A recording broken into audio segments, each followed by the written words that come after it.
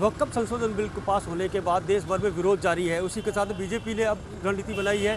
जन जागरण अभियान के तहत लोगों को समझाया जाएगा किस तरह से ये हालात को संभाला जाए। तो कैलाश चौधरी जी, आपका स्वागत है। क्या रणनीति बनाई है, किस तरह से आप? ऐसा है कि कांग्रेस का काम देश में माहौल ख़राब करना है, विपक्ष का यही फंडा है।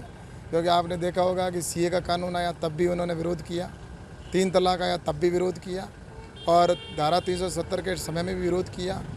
तो इसका मतलब उनका काम विरोध करना है। सीए के समय में कहा था कि देश से निकाला दे दिया जाएगा मुस्लिमों को, इस प्रकार की यहाँ पर माहौल बन जाएगा, लेकिन पिछले 5-6 साल से किसी को कोई नहीं निकाला। तो अब आम जन समझने लगा है, और आज मुस्लिम भाइयों के बीच में जाते हैं तो वो कहते हैं कि वास्तव में हमारे साथ में शोषण हुआ।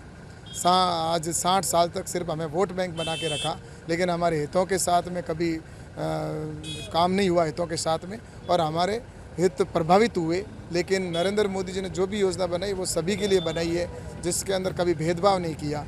और सारी योजना का अल्पसंख्यक लोगों ने जितना 15% आबादी होते हुए भी योजना का लाभ लगभग 30-35% तक लिया है। तो ये अब समझने लगे, और जब हमारे भाई जा रहे हैं तो बाकायदा अल्पसंख्यक लोग उनका स्वागत कर रहे हैं। कभी सामने जाते थे तो वो मिलना भी पसंद नहीं करते थे, लेकिन आज हमारे हर ज़िले के अंदर कार्यशाला लोग मुस्लिम परिवारों के बीच में बड़ी बड़ी सभाएं हो रही है, वो इस कानून का समर्थन कर रहे हैं। तो अब उनकी ज़मीन खिसक रही है। जो लुटेरे हैं, जिन्होंने संपत्ति को लूटा है, उनको तकलीफ हो रही है और उनको तकलीफ होगी, लेकिन वो अभी भी लगे हुए हैं, बंगाल के अंदर लगे हुए हैं, तो दूसरी जगह भी प्रयास कर रहे हैं, लेकिन अब इनको कहीं सफलता नहीं मिलनी है। और निश्चित रूप से आने वाले समय के अंदर इस कानून का पूरे इस्लाम के अंदर स्वागत ही होगा। दूसरे देशों के अंदर भी जिस प्रकार से मुझे लगता है कि कानून पहले ही समाप्त होकर संपत्ति को उन्होंने अपने अधीन कर दिया, लेकिन यहाँ पर इन्हीं की संपत्ति इन्हीं के काम आने वाली है।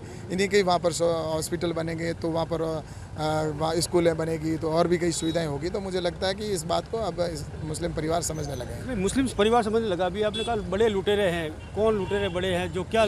ऐसा है कि कांग्रेस के बड़े बड़े नेता हैं जिन्होंने इस संपत्ति को लूटा है। मुस्लिम नेता हैं जो विपक्ष में बैठे हैं, उन्होंने भी वक्फ की संपत्ति पर कब्जा किया है। ओवैसी बड़ा नेता है इनका, उसने ज़मीन पर कब्जा कर रखा है वक्फ की संपत्ति पे। खड़गे है राष्ट्रीय अध्यक्ष कांग्रेस का, उन्होंने भी वक्फ की संपत्ति पे कब्जा कर रखा है। राजस्थान के अंदर भी कई विधायक हैं जो इस ज़मीन पे कब्जा करके बैठे हैं। तो मुझे लगता है कि इन्होंने सिर्फ गरीबों की संपत्तियों को कब्जा करके बड़े बड़े शॉपिंग मॉल बना के खुद के काम लिए हैं। तो ये अब सामने आ रहे हैं और लोग समझ भी रहे हैं, और इनको पता है कि ये कानून पास होने के बाद हमारे स्थान कौन सा होने वाला है, हमारी संपत्ति भी जाएगी और जेल भी जाएंगे।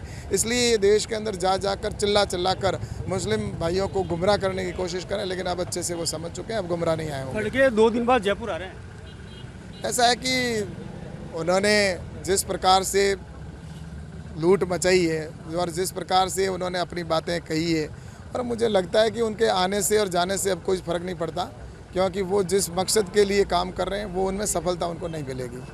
एबीपी न्यूज़ से बातचीत करने के लिए धन्यवाद। जोधपुर से करण Puri. For exclusive and insightful videos, subscribe to our new channel ABP Live Premium. For exclusive and insightful videos, subscribe to our new channel ABP Live Premium.